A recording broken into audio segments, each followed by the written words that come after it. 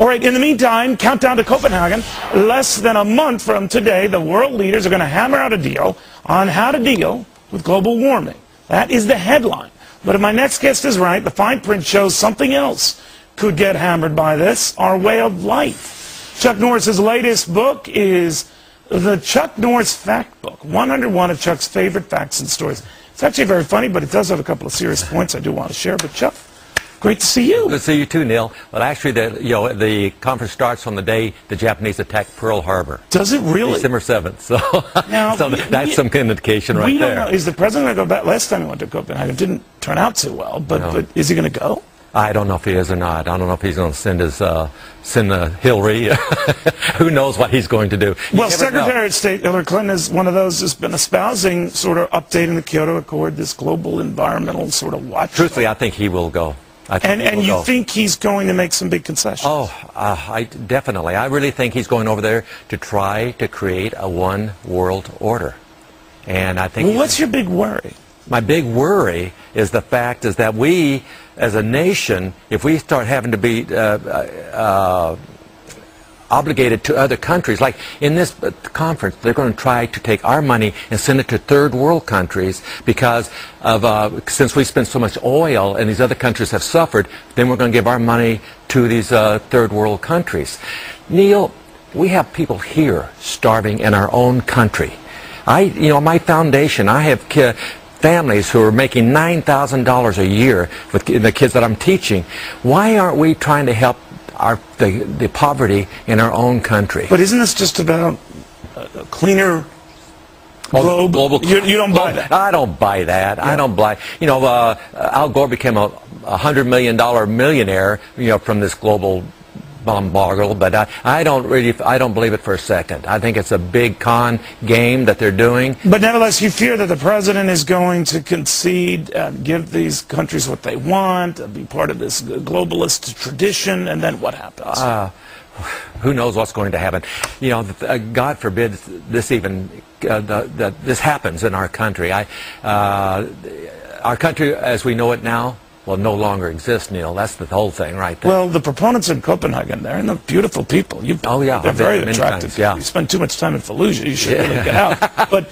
But they say we'll have a cleaner world and everyone will be happy, including Chuck Norris. I don't believe that. I don't believe that. First of all, I don't believe China's going to go for this. I don't believe India's going to go for this. And they're not going to start cutting. China's the world's biggest polluter now. I know they are. And they're not going to change. So the thing is, for them to say, well, United States, you change, but we're not going to change, so you clean up your country, but we're going to keep, polluting our part of the world. It's ludicrous. Right. Really it's funny. We mentioned your book a little earlier. You argue this is part of a bigger thing that's been going on that's been worrying you, and you're talking about individual responsibility. Now we have a government that's, if you can't afford your home, the government will pay for one. If your car company's in trouble, the government will back you up. Or if you can't buy a car, the government will give you the check to buy it. Yeah, you say when people say, hey, you've had great luck in your life, Chuck Norris, you say you worked your Batista off. Yeah. But one thing you said that struck me in the book, the wonderful thing about America is what you can start to succeed at any age, no matter where you come from. You might be from the Bronx, the prairies of Oklahoma, or the tip of Alaska. It doesn't matter. You think we're losing that? Yeah, yes, I do. I really do. The thing is that the government wants to take care of us. The thing is, we want to take care of ourselves. That's what builds up our character. Us working hard. I've worked hard all my life to achieve what I've achieved. But God has blessed me in many ways because of that. But I'll tell you what, the thing that worries me the most is this health care bill. And why I'm scared about it, it's not about the health care. It's about the provisions that are in that bill.